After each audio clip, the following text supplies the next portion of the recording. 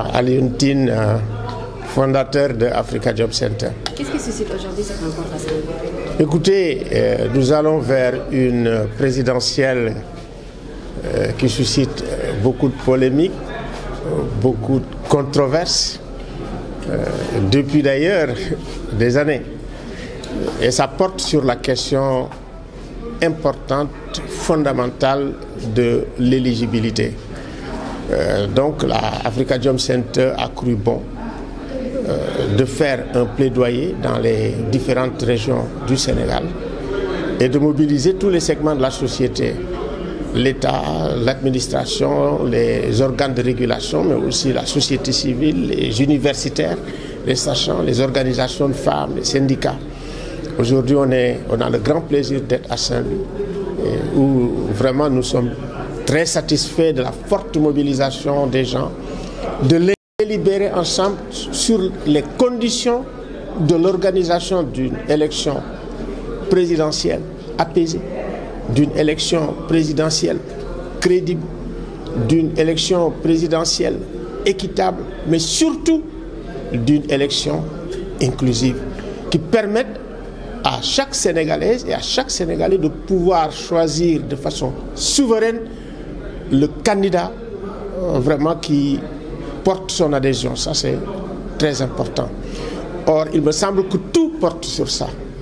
Avec la mobilisation de la justice, effectivement, dont les décisions font souvent polémique, controverse, on le comprend dans le contexte actuel.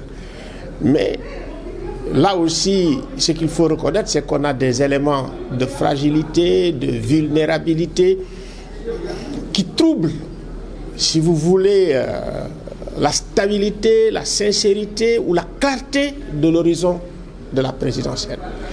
Et nous avons besoin effectivement de l'éclairage d'intellectuels qui sont là avec nous, parce que quand nous assistons à un moment où la parole performative du juge n'opère plus, mais à partir de ce moment-là, il faut que tout le monde s'inquiète, si vous voulez, de la réalité du pouvoir judiciaire chez nous. Et quand effectivement c'est par rapport également à un organe chargé de l'organisation des élections, comme la Direction générale des élections, dont la partialité, dont l'impartialité plutôt, ne devrait faire l'ombre d'un doute.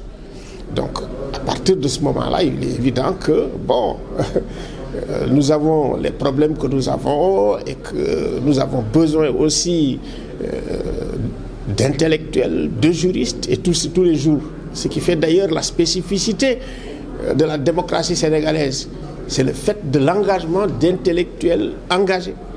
C'est important de le dire.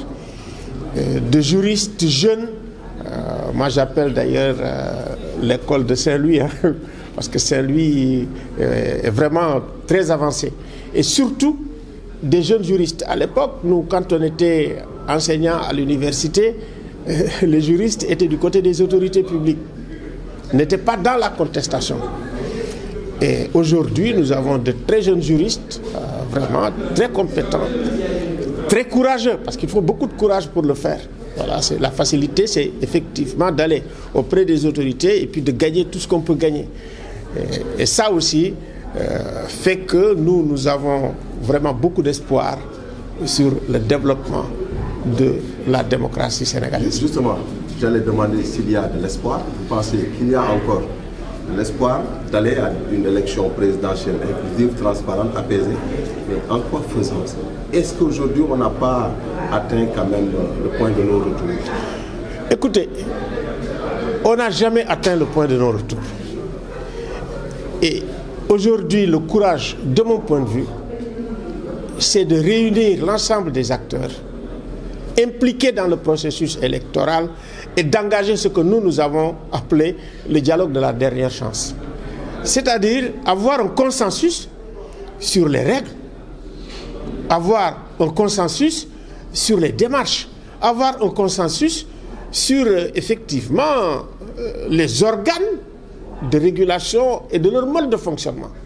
Nous en avons besoin parce qu'on a traversé des choses extrêmement bizarres à la veille de l'élection.